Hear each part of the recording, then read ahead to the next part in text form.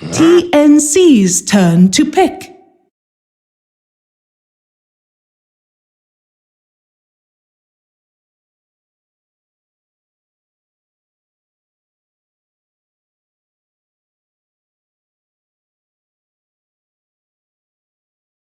Ten seconds remaining. LGD's turn to pick. Night Stalker.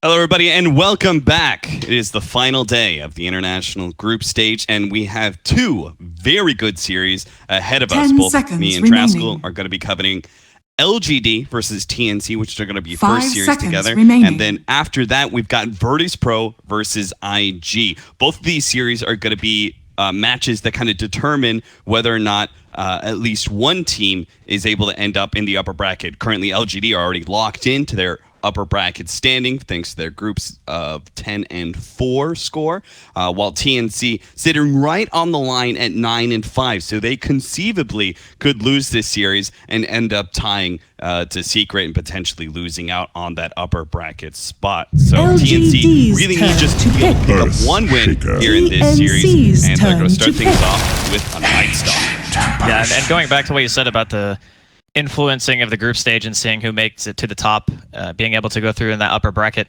There's a game going on right now between Team Secret and Liquid, where I don't want to spoil what's happening, but if Secret were to drop one game, they're pretty much mathematically eliminated from being able to make it into the top. So this game, very important for TNC, as you already said. Opening, I would say we've been seeing a lot more Ancient Apparition. I would say maybe even almost standard at this point to open in the first two.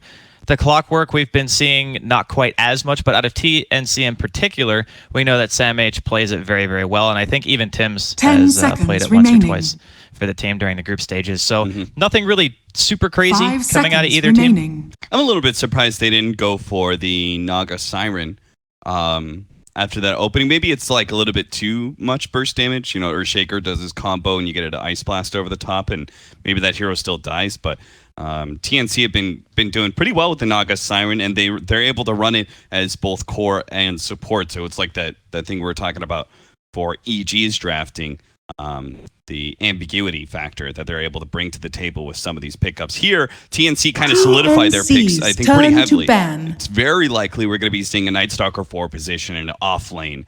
Clockwork seems awkward to run these both as support or to put the Night Stalker as an off laner. That kind of leaves you wondering, how do they punish the Ancient Apparition? Because Clockwork inherently, he can kill the safe lane supports that don't have an escape mechanism like Ancient Apparition, but you kind of have to wait for a misplay or something like that, because Ancient Apparition with the new Ice Vortex, if he skills it by like level 3, which I assume you would, you have that kind of extra mobility now, and it's really hard for Clockwork to close that gap before level 6, and we haven't even seen what the safe lane of LGD is going to be. And going under the assumption that you said of it just being a Clockwork off lane due to the Night Stalker already being picked up with it, it would seem likely that you can just counter-pick the Clockwork in lane and make it very difficult for him to even have, experience at that point. There's a lot of safe laners that do really well against Clock in lane. Yeah, they could even have like one of those ranged, very self-sufficient heroes, or maybe like the one-on-one heroes, like the Ursa Lifestealer. They can go for like the Necrophos, for example, and you're just not really threatened by these heroes in laning phase. I guess not Necrophos here. Night Stalker, Clockwork, that's a bit too much magic damage. I'm comfortable with that. I guess TNC kind of looking at just like Clockwork. They feel so good about it versus Earthshaker and Ancient Apparition. It's such a strong counter to the Earthshaker and an easy kill on the AA when you do have that hook shot that it just like couldn't be let up, right? Like it's going to reveal our strategy, but we think that it counters two heroes that they have in the pool that's worth. It's a lot about your picking philosophy and when you want each individual hero to be strong, right? So during the laning phase, you might say, okay, we're sacking our Clock a little bit, but as soon as he hits 6, like you said, those two heroes are just free kills, pretty much.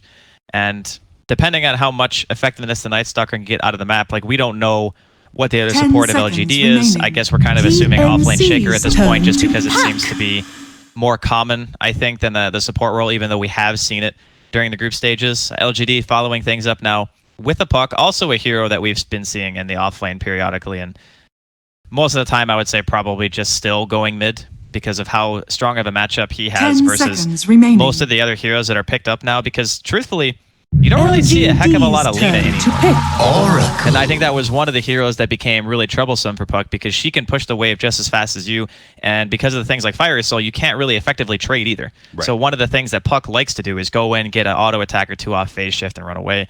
Lina can get more hits on you running away because she has more range, 10 more attack seconds speed, more remaining. movement speed. And it's like a really, really tough matchup. Almost, 5 I would say even seconds maybe it's remaining. just as bad as TA in some cases. Are TNC? No, they're not going to Husk Arm, right? Because Ancient Apparition or Shaker. Yeah, I thought with AA, I That think sounds it's very nasty. dangerous. So what does combo with the Oracle? Or do you think TNC aren't even necessarily thinking about a combo here, and they're just more looking at, like, we like Oracle versus Ancient Apparition? It kind of goes both ways, but I know some teams really like to be able to have that saving mechanism.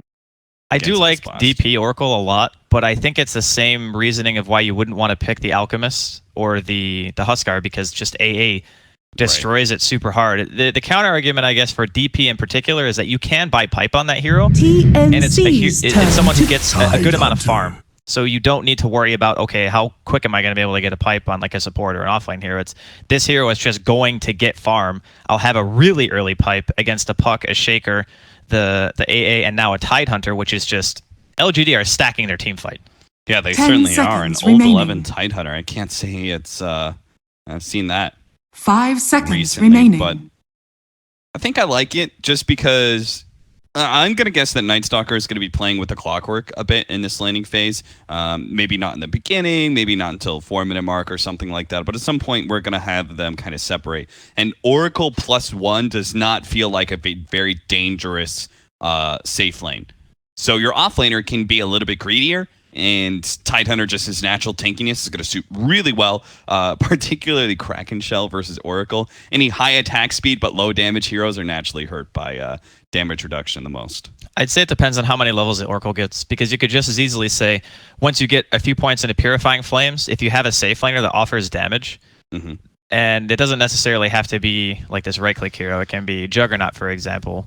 Or even if they did want to go back and say the Huskar, you can still just deal a truckload of damage by orb walking, and the Tidehunter will have to probably struggle at that point. It's going to be something a little bit more standard, though. Getting the Sven, once he gets BKB, it's a really solid Sven game. Yeah. Blink BKB, you know, your Mask of Madness, SOI, whichever item progression you decide to go. Once you reach that point now, LGD 10 seconds are going to have to remaining. look at this and say, okay, do we just... I actually think what TNC do is a last ban troll, 5 because seconds that's remaining. probably the go-to for the Sven counters right now. And I feel like LGD definitely have enough TNC's space turn creators to with all ban. this team fight that they have, that it would be nice to be able to have just sort of that hardcore carry out there. Yeah. We'll see what TNC are scared of, though. And I didn't miss the ban. I was like, maybe he already got banned and I just didn't notice. But yeah, he's still available. 10 seconds SF remaining. ban from LGD. I'm not sure. Like SF, I feel like he wants to be maybe a little bit more TNC's active, turn to like pick. Interesting. the Queen of Pain or something. But Slark. That's one that I was not expecting. I suppose looking at TNC, they don't really have a lot of guaranteed catch for the hero. Split pushing makes it kind of dangerous, I think, if you stretch it out too long, because LGD are going to have insane 10 team fight, seconds and you need to remaining. find a way to pressure that and get map control and try to shut down potentially what a LGD's Slark could do. turn to And pick. once he gets like 1 or 2 items, it's very, very hard to track him down. And TNC are going to go ahead and end things up with another hero that could potentially buy pipe, also a natural BKB carrier. Great scaling. I guess the tower pushing is what they're most concerned with, and it's a hero that doesn't really 10 seconds remaining. get crushed by Ancient Apparition like the other healing mid, like we were talking about Death Prophet, for 5 example, seconds to remaining. partner with the Oracle. It's not really as hard of a counter. So a lot of armor, a lot of tankiness, a lot of natural resistance to physical damage. LGD, you go for some sort of Now magic damage select carry, your right? heroes. So I mean, E-Blade combo is technically magic damage. yeah, It's but gonna- more of a split pusher, right? That's kind of the idea behind it. Yeah, it's the same philosophy as the Slark ban coming in from TNC, just a hero that's difficult to lock down, not going to realistically be able to kill Ame once he gets to that Linken's E-Blade. You know, if he opts to go for BKB or Manta after the fact, it doesn't really matter, because your reliable way to kill the hero is pretty much Night Stalker silence.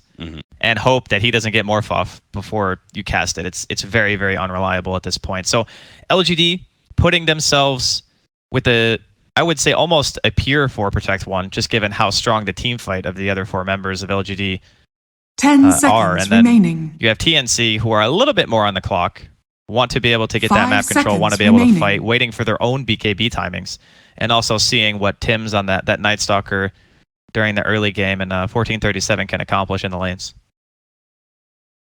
Because I'm looking at LGD and I'm thinking, these heroes don't move very much. You know, the puck is the only moving part, really, of LGD's entire lineup. The rest of them are just going to sit in their lanes. They're going to pull creeps. They're going to try to give Ame a good start.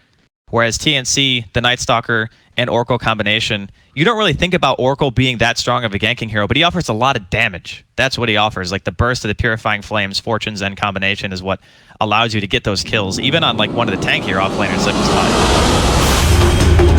So you're thinking like 10, 15, 20 minutes, like that's where TNC are going to be really strong with their Clockwork, Night Stalker, getting a lot of picks since LGD won't be moving around too much, so they won't be grouped up very often. But once we start getting like 25, 30, then LGD's like big team fight really starts coming in. Prepare for and battle. then a little bit past that, the spin comes online at that point as well. I think so. Push. I also think that LGD are going to heavily prioritize their tier 1s this game. When you have something like a Morphling who requires just, like you said, that 25 to 30 minutes of just quiet farming, maybe he gets a kill or 2 in his lane, you're not really sure how it's going to play out just yet because it is a Clockwork. Kind of difficult to kill, I think, for that hero pairing. But yeah, I think it's just going to be LGD playing it safe. You know, get your ultimates up. If TNC threaten a tower, you can always defend because you just have this ridiculous team fight combination once your heroes hit 6. I like this choice from Sam H to go for the boots first against the Morphling and Ancient Apparition. I think the movement speed advantage against the Ancient Apparition is really important for you to actually get on top of them 30 and potentially get a seconds to kill battle. against that squishy support since the Ice Vortex change. And then the other one is the fact that if he goes for the earlier set of cogs, he could just go and really batter the Morphling with cogs. That's really the only way you could threaten that carry, right? It's just burn out his man. I would even say an automatic Morphling could be ganked by the Night Stalker too. Yeah. If he doesn't have enough to morph, like what is an Ancient Apparition going to do to stop the dive? If Victoria is there, then sure, the Defensive Fissure can kind of stop that aggression. But The then you're battle saying, okay, begins. 2 heroes are pulling the attention of 3. And that's the advantage to TNC, I feel. Tim's is going to go for an early smoke up, but I'm not sure exactly what that timing... it was He had a ward. It was a ward courier attempt, right? Like he was going to go and... Oh place yeah, the ward courier between slash tier ward. 1. Yeah. Nice positioning there from Victoria. And even though his smoke got revealed, he doesn't really have the information of the ward being placed on the high ground. He can only really assume. Tidehunter, hold 11, is going to be face death hands, 1437's Oracle, and Raven's Sven. No. Should be able to do pretty well in this lane. You could already see TNC really trying to pressure the Tidehunter as soon as possible, but he does have those extra set of tangos. I'm gonna go for try and see if he can block him in, but another tree will be okay. Mid lane, Cuckoo's actually very low, but so is Maybe. They're gonna be able to get the Fissure onto 2. Maybe gets far enough away to get some healing salve time. The Void is looking to be able to cut that healing salve down to half. Does kind of ruin some of the regen, but Cuckoo's also still staying quite low. He does not have a healing salve. He's just gonna have to slowly regen through. Oh no, he's just gonna get popped. He got so greedy, Cuckoo.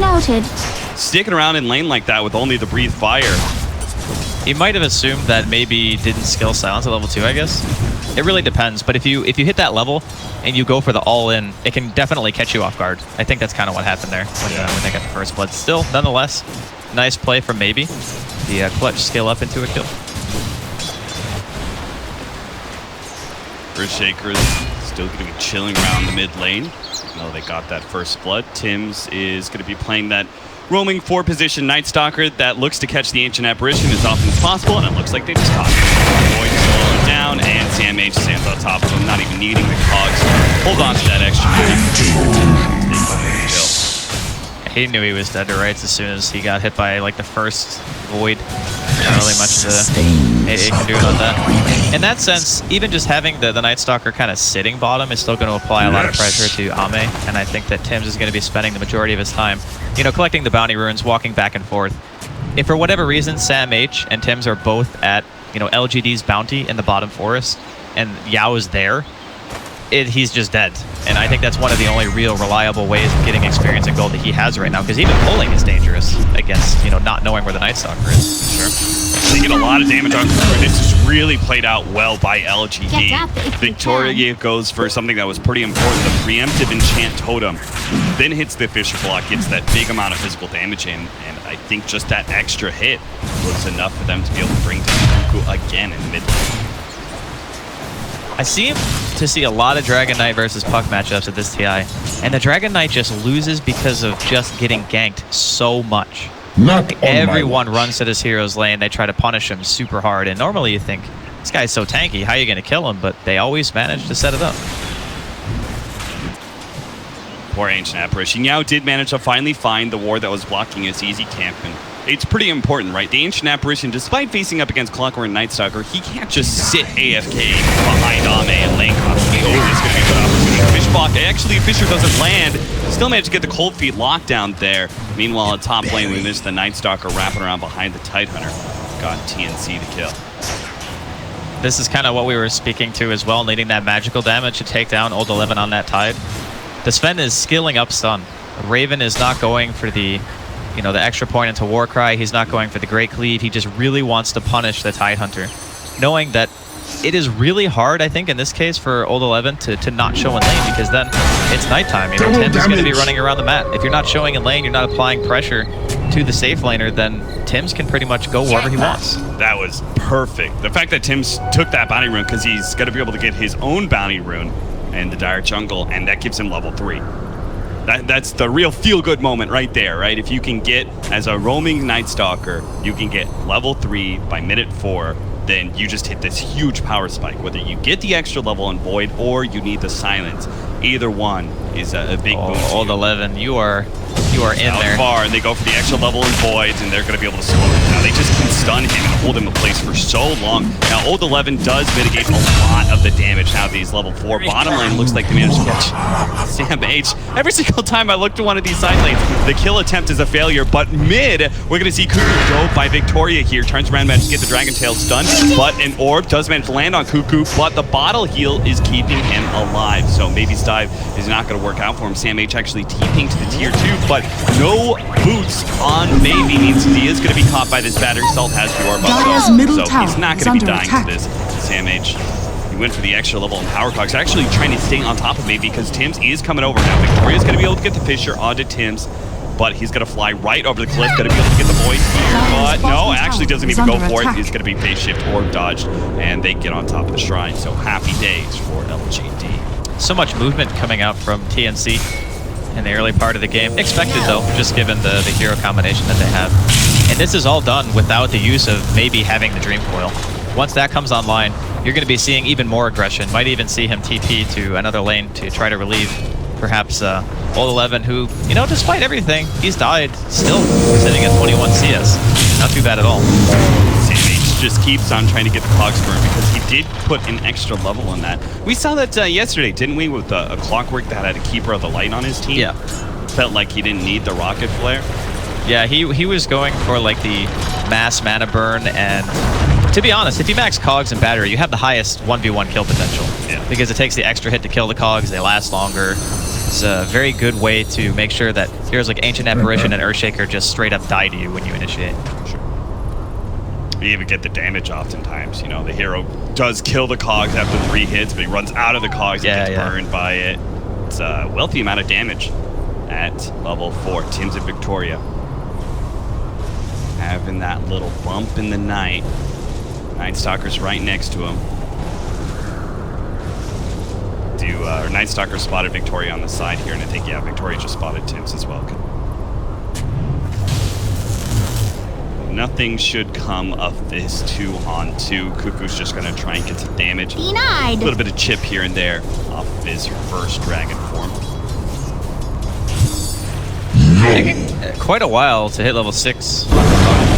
Kuku's actually a full level ahead. We say that though. They're going to try for this kill, even though he does have a haste rune in his bottle, and they knew about it too.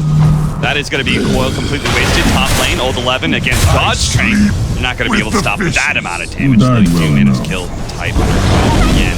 Really doing a great job, because the Tidehunter, once he starts getting level 7, level 8, he really becomes that unkillable territory. So I love the fact that they're putting so much pressure on him early, since it is such a farmy offlaner. It's not one that gets level 6 and moves around like Sam H's clock. There is another really strong point too when we're talking about the Tide, is that there's no ancient stacks for him. A lot of the time when you have these supports that kind of just sit behind a lane, when you have this downtime, you go and you stack something, because you're not really rotating around and looking for kills so much, you're just trying to prevent aggression. Sure. So like Victoria hasn't really been able to accomplish any of the stacking for the Tide, which a lot of the times can propel you from having kind of a rough lane to, you know, maybe you get your full arcane boots, and that just, you know, makes you accelerate your own farm more and more. Two-man smoke. I'll take that.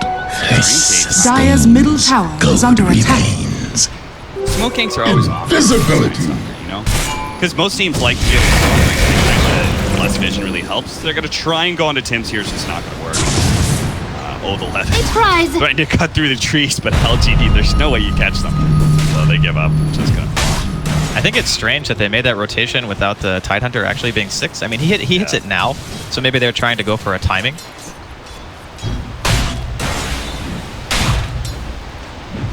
Does have an Iron Talon queued up. Knows he's going to have to spend a lot of time in the jungle. Kuku is going to be caught by another Dream Coil. Fisher goes out, but there is going to be a small little save there from the Oracle from some magic damage, but we're off the nukes now. You took that jape too far. This DK is just getting abused in the mid lane. With the deaths that he has, though, Kuku still managed to get a little bit of a CS lead over the puck, and it's a lot of commitment every single time. You know, they're sending 3 heroes mid. Sam H is getting some EXP, just hits level 6 now. With hookshot available, Yao and Victoria have to be incredibly careful, because it is so easy for Sam H to just wreak havoc on those 2 supports during this stage in the game. Victoria is not moving from this spot. He's not going to let Raven clear through that stack. So he does place down a ward. He's just trying to get some EXP, man. He's that 6. Nice steal. Nuisance. That's what he is.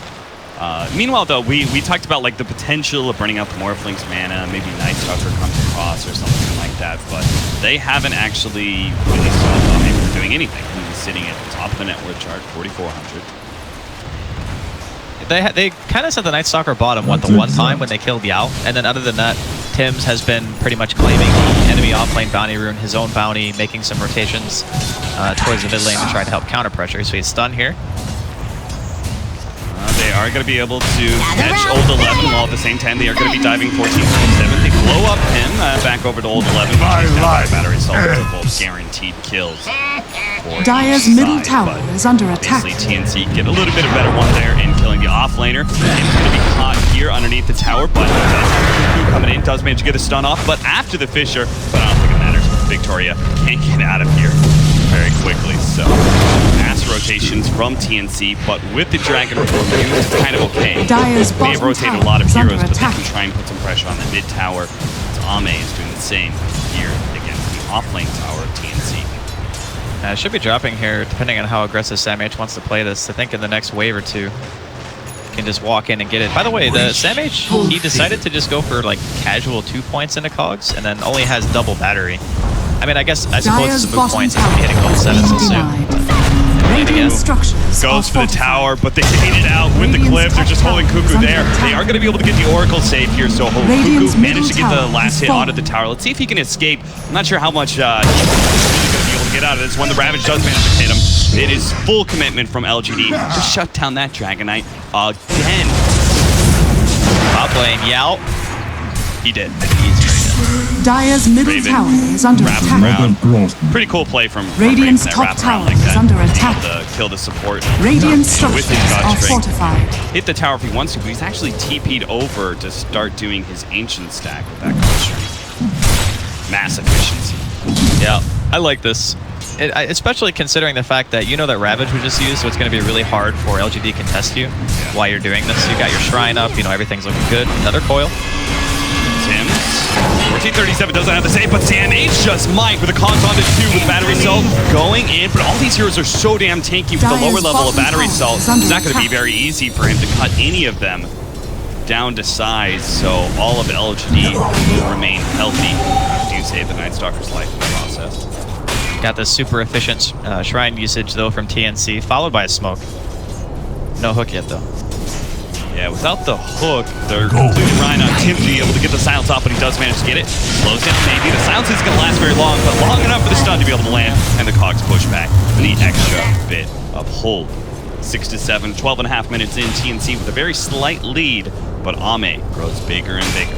This is kind of what TNC need to do though at the same time. If they're not applying pressure all the time, then you're just letting the Morphling get free farm. And in the ultra late game stages, it's pretty tough, I think, for Sven to deal with Morph just because of his mobility. He's a natural Linken's carrier, and you realistically only have, you know, 2 spells that can break it. You eventually build into the Bloodthorn, which is way later, and then you have your Stormhammer, which is a projectile, very easy to dodge. So I'm looking at this and I'm thinking, LGD currently have a lead in net worth, even though they don't have their mid-tier 1 tower anymore. They can still just contest every single tier 1 as long as they have some ultimates. So you think TNC needs to really start running at Ame, especially with this Blink Dagger? I think Raven has a pretty good chance of chunking him down with just like 1 extra hero. The pre-cast.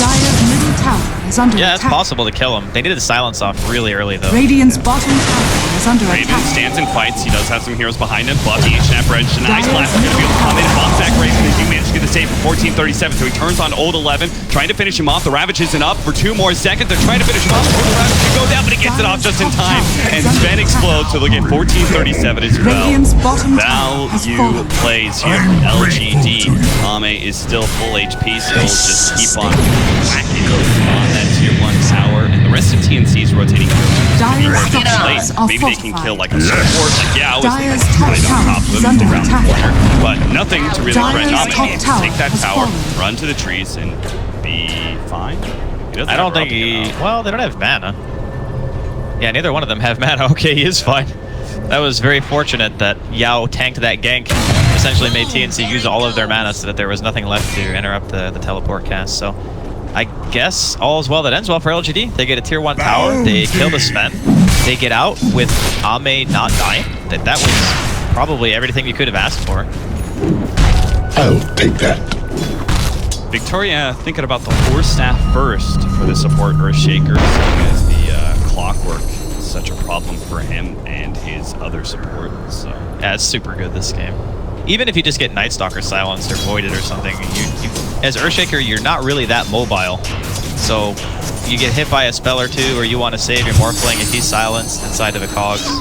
It's just a very value kind of thing. And it plays into their strategy as well. You're not really looking to make plays right now, I think, as Victoria. You're more than anything just looking to sit back, throw out a defensive fissure to make sure that, you know, Raven with his newly acquired Blink Dagger and Mask of Madness and a follow-up hook or something like that doesn't just demolish one of your teammates. You just need to save them and buy time. And it's not like they need a whole lot of regeneration. Maybe he's going to be able to make him for it pretty soon. Without the gold, he'll have a Blink Dagger. Tidehunter is oftentimes going to be on the front line to make AoE stuns. So there's plenty of things that can set up initiations for LGD that don't require that fast blink combo. 8 to 8, but LGD are looking to be pretty far ahead right now. Even though it's just, as you were kind of saying, like only a 1k gold lead, it just looks better game-wise for them. It's just difficult for TNC to pressure. And as a game where the later it goes, the more you favor LGD is 1437 in the wrong neighborhood. He has been spotted. You know, it's called the Dire Jungle, but at this point in the game, it's really not Dire's at all. Between the 2 teams both finding it a whole lot easier to invade the opposing jungle. Dire's top tower is under attack. TNC that kind of own Radiant jungle and these sort of. He did get a pretty decent amount of information, realizing that LGD were going to be committing to that push. Say that 1 TP back, Yao's doesn't have his ultimate for about another 10 seconds. I wonder if they'll be able to hold this. SamH, holding on to the Ravage there. Do manage to get the stun off, and a quick retreat here from TNC. Now, SamH is still looking for the pick here. Maybe he's going to be able to catch through. They have the Ravage, they're going to let it go here. Manage to catch a lot of different heroes. Plucky Oracle insane. Cuckoo's life. Managed to get the stun onto Baby, but at the same time, the Clockwork, his initiation goes a little awry as he managed to kill the Ancient Ambitions, but not enough. Raven Man fights against Victoria, but he's surrounded by too many heroes. They're going to try and still run down Victoria with Tim's, and has his flying vision to be able to catch the hero, but it may just cost him his life. The extra movement speed is going to be needed here to stay ahead of maybe. As the orb gets a little bit more vision, goes for a nice silence TP out. That's smart play there from Tim's, but a nasty team fight for TNC, losing 4 and only killing 2. It's very rough right now because the Sven doesn't have BKB yet. So Raven, he's trying to push with his team because they realize that there is always an objective that needs to be taken when you're playing against this kind of morphling mass AoE team fight lineup. So he's there and he's trying to hit stuff, and it's just not happening. He got solo echoed there by Victoria, got chain stunned. His team can't really do anything for him because at that point Sam H had already committed onto Yao, and then we saw a waveform into the cogs and ended up saving Yao for a good amount of time, allowed him to get off the last chilling touch, and because of that extra magical damage, they're able to just kind of chew through the Sven. So very nice team fight coming in for LGD. TNC once again maybe feeling like they should do something though because they know Ravage is down, and so is Echo for the time being. Well, I hope that battering was worth it. It really wasn't.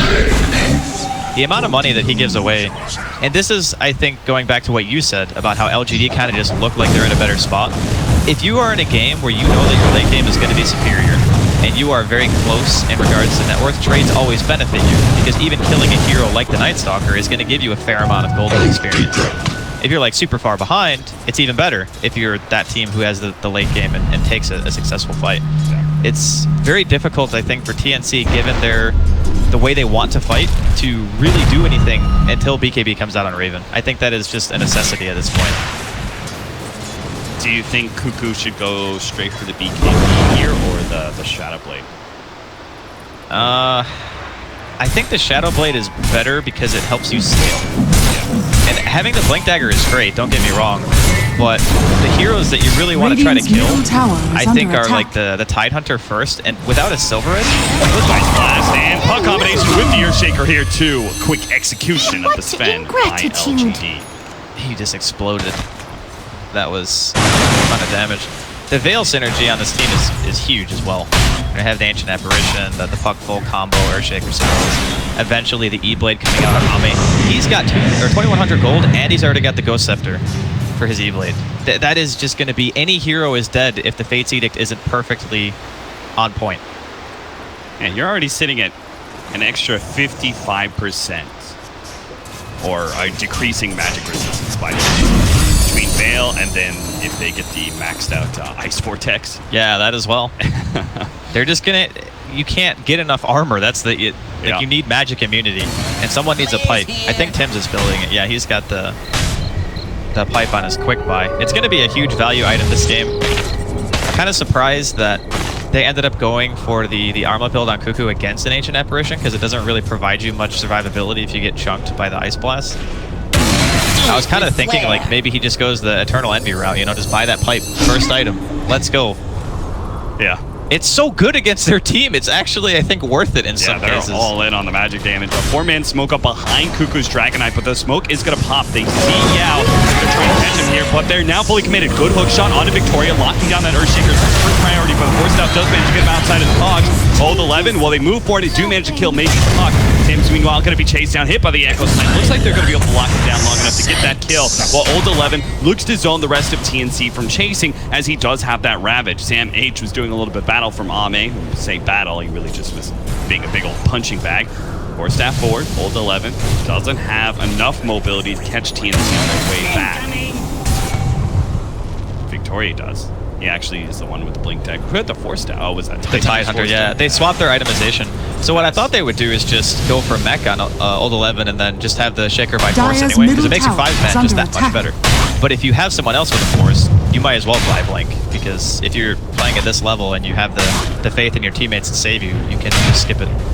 Yeah, honestly, the blink's not needed on Tide too much, right? Like, he sits so far. Oh my god, that's so much magic damage! Raven, he almost dies to that one, but they do manage to get the Oracle save. So Raven's going to go over the shrine during this false promise timing. While SamH does manage to lock down the Earthshaker, another Force Staff out of that one, plus the Ravage. He's going to be able to catch Kuko with the Ice Blast over the top. It protects him against the magic damage, but it still cuts him down. And now, with that armlet toggle, he ends up dying. SamH, he's trying to get away, but KCOG's pushback, maybe. I don't think you really want to chase this one. LGD have already done enough damage. TNC is going to be able to come back here with Raven with the God Strengths and cut down the support, but they need cores here so badly. Raven's just swinging through the creep wave. They aren't going to be able to chase down Old 11. He's got the Force Staff, but I think he's just dead. LGD is I really like that Blake Force Staff, but they still have the Blink Dagger on Raven. That will be BKB for Raven off of those kills. So that fight, it looked a little nasty for LGD in the beginning. Or, sorry, it looked a little nasty for TNC in the beginning, but they managed to clean up a couple kills in the end, and it gets them that BKB, so they hit their big mid-game time. It's what they need for sure. Raven being able to just freely hit inside of the team fight is the best possible scenario for any Sven team, really. And a lot of the time you have another hero who just kind of locks somebody down for you. Think things like Batrider. They drag the target to a melee core and the melee core just beats to death. This time it's a little bit hard because the hero that does that for him is Clock. And Clock doesn't have a ton of inherent synergy because of cogs. Like, you want a cog to keep the hero still, but it also keeps Raven out. By having the BKB, this kind of eliminates that issue of him needing someone else on his team to set somebody up for him to hit. And now, LGD still looking to be in a pretty good position, just really, really depends on the BKB reveal of Raven and what it can do. So this combination actually goes down to minus 95% magic resistance. If they get all the things, the Fury of Blade, Veil, and the Ice Vortex all on top of the hero. Just any so much damage. Ame, they're looking at him pretty hard, but having the Lincolns kind of kills Sven's entire initiation. You alluded to that much earlier in the game, and we're seeing that problem now for TNC, that they just need so many heroes to be able to bring Morphling down. He needs that Bloodthorn. That's the big thing. I think it's kind of hard for Sven to justify buying any more than just that, though, because if you really want to break Lincolns and kill the Morphling, you need another item, too, on top of that, so like a Halberd or something, just to be able to break the Lincolns, apply the Bloodthorn, and stun simultaneously. But you can't really afford to commit that many inventory slots. In the meantime, LGD, looking at Roshan, will be scouted out here. Shadow Blade Cuckoo on his way. Radiant's top tower is under attack. To contest Roshan, LGD will grab the Aegis for Ame, and now they push forward. They're going to be able to catch a couple of heroes now. Cuckoo goes straight for Young, going to be able to take away that Ice Blast, while Raven takes the other support out of the pool and goes for Victoria. Eccleston does manage to go off, so Cuckoo's going to take a lot of damage. He's just blown up by the shotgun, but Raven's still going strong with the BKB, but they really need him to be able to finish off some of these cores. They're just so tanky, though. 1437 does finally use the False Promise on him. SamH managed to finish off the closing off later, but he's going to be chased down by the other two cores of LGD. Maybe an Ame on top of SamH, and TNC, despite having plenty of heroes still alive, could do nothing to stop their core from dying. That Ravage was so good. It hit everyone. It hit everyone like on the very edge in different directions in the team fight. Like, obviously during that point, Raven had his BKB on. But crazy thing about Anchor Smash, goes through BKB. Also still applies the damage debuff, which did hit Raven at some point. So Ame standing there, being the one who takes the brunt of Raven's God Strength attacks with that Anchor Smash debuff.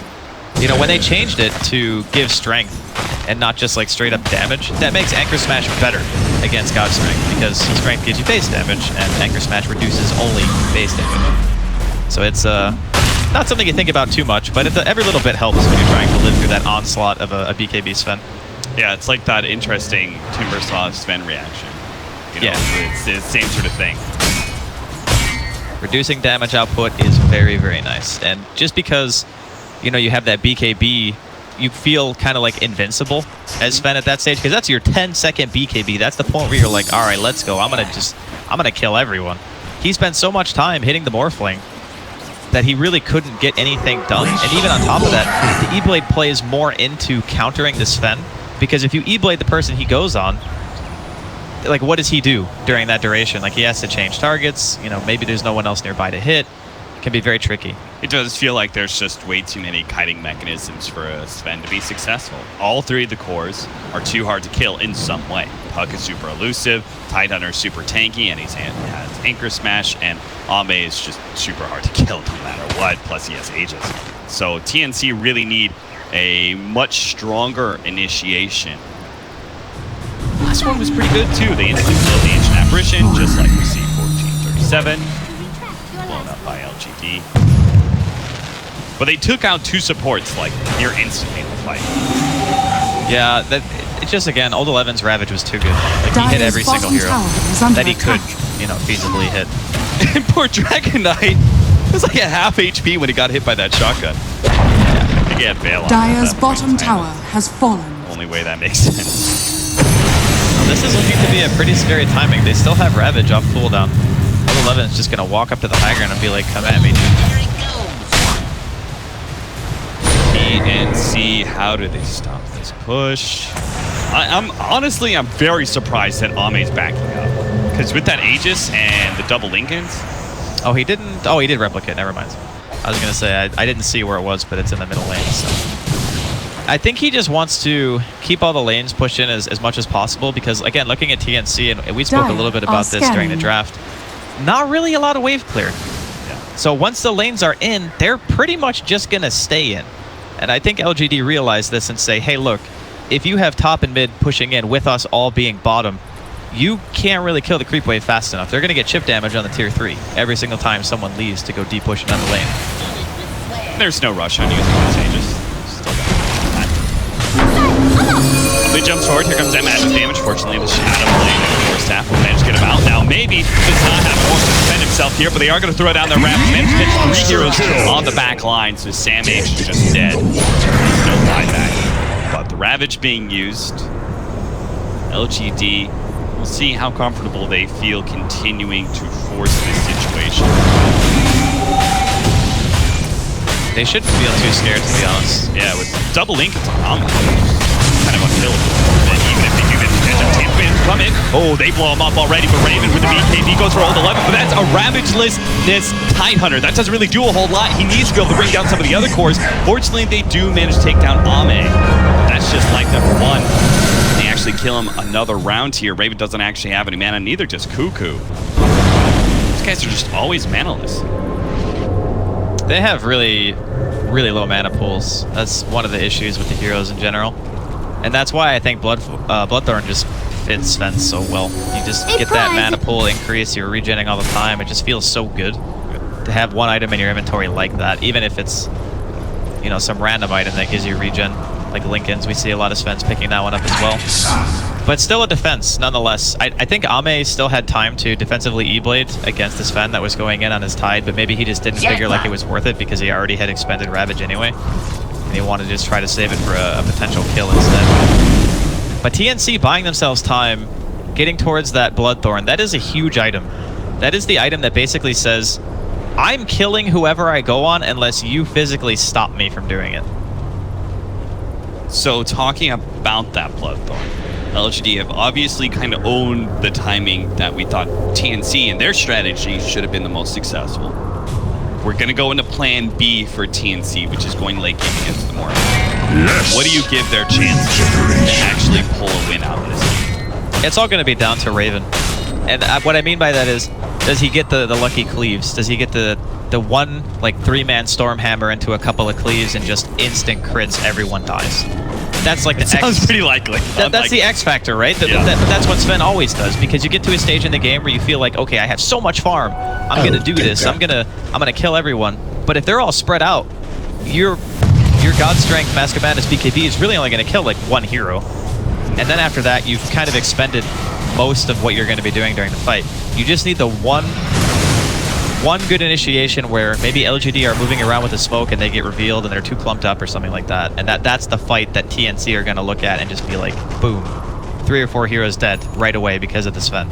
I think that's going to be the most likely way they're going to win, because it's too hard to push out the lanes. You can see that TNC's positioning right now. They're showing pretty much nobody on the map at all. I mean, LGD aren't either, but LGD are the ones, I think, who have the easier time pushing lanes. They have the mobility of the Morphling. He can replicate, bot to somewhere, push the lane, come back. He's not easy to kill. Whereas they've shown time and time again, they can kill Raven. That's not a problem. They do manage to get a successful scan on the Morphling. He now shows himself. Radiant scan inside the base is actually going to miss.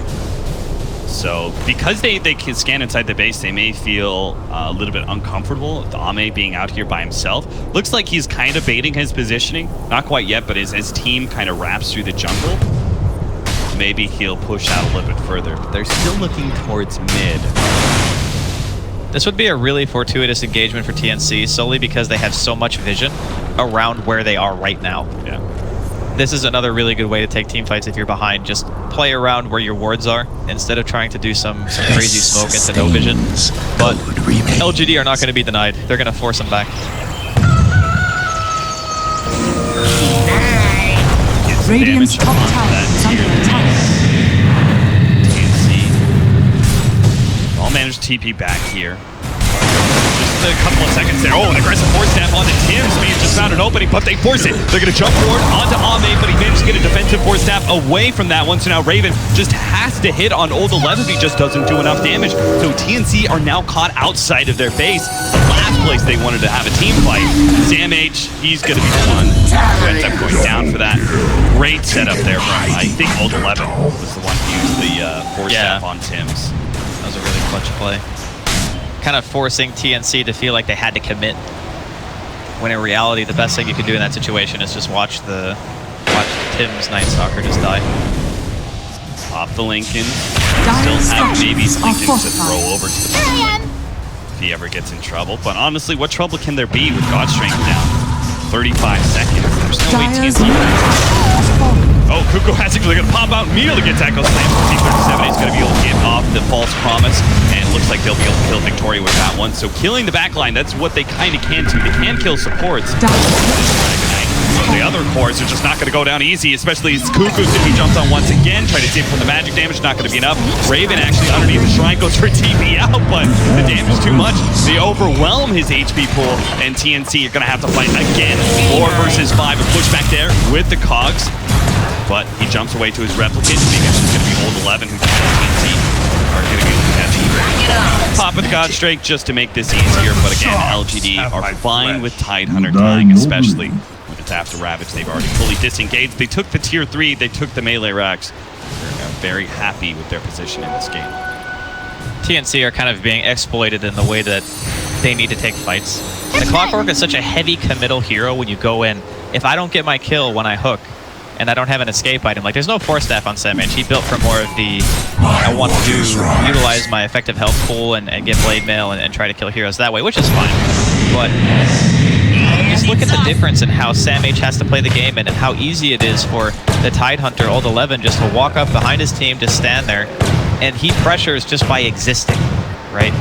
It's such a difference in play style, and TNC, with the inability to push waves, they can't force LGD apart. They can't make them, TP to a tier 3 or a tier 2 when they're pressuring, or heck, even a tier 1, I guess, because LGD's offlane tower is still alive in a 35-minute game. There's just not really a whole lot of avenues of play that TNC currently have that allow them to directly pressure LGD other than just straight up fighting. And if you try to fight LGD's lineup, it's really hard. They desperately need that Bloodthorn. Solar Crest is going to help out a lot too. They kind of need that minus armor on whatever hero Sven is hitting, because this is just not the Sven that we've seen in a lot of the group stage. It's not a 1, 2, 3, you're dead Sven, right? Because oftentimes he's like hitting Morphling, who's super tanky, one way or another, either has high armor or really high HP. He's hitting the Tidehunter, who's sitting at what, 2,000 HP plus the Solar Crest of his own. Yeah, there's no easy targets. That's the biggest issue. And because of the way that the fights go, once LGD are kind of grouping up, this is something big that I think has been a theme throughout the tournaments. Anytime there's a lineup that is really good at sieging and kind of just sitting there, if you allow them to get in position first before you do anything to stop them, then the fight becomes like 10 times harder. And then you're relying on someone else on your team being able to be somewhere else on the map, doing something, pushing a wave, creating some kind of pressure or chaos that LGD would have to deal with in this case. But you can see how scared they are. Like, Ame just fearlessly teleports to the bottom lane. There's 2 heroes there. All right, they're going to try for it. They managed to get the Stormhammer onto the creeps, the stun onto Ame, but I think he hit the silence, got blocked by the Lincolns, and then the Void actually landed. Yeah. So that is not the 1-2 punch you wanted. You wanted the other one. They didn't even have to buy Manta. They're just going to get this tier 3. All 11 sitting in the front line like a boss. Echoes in with the Ice Blast coming in. The Ravage as well. Raven does manage to pop his BKB first, but they're all out of control. So Raven's just going to be slowed down by the Scotty, chipped away. Dire's bottom barracks are under attack. May you ride on nether. That was a clinic put on by LGD, really. I never felt like at any stage TNC, maybe barring like the first 5 or 10 minutes of the game, had real opportunities to deal substantial damage to LGD's line. They just always were defending towers. We talked about that. LGD really just needed to teleport wherever there was pressure and just stop it. It doesn't matter if you lose a hero here and there. Yao died a handful of times during the early game, still got his level 6, was able to contribute to the fights. And even though in lane he might not have contributed a whole lot, what he offers in team fight is invaluable. Against heroes like DK, these tanky strength heroes, being able to just flat out kill them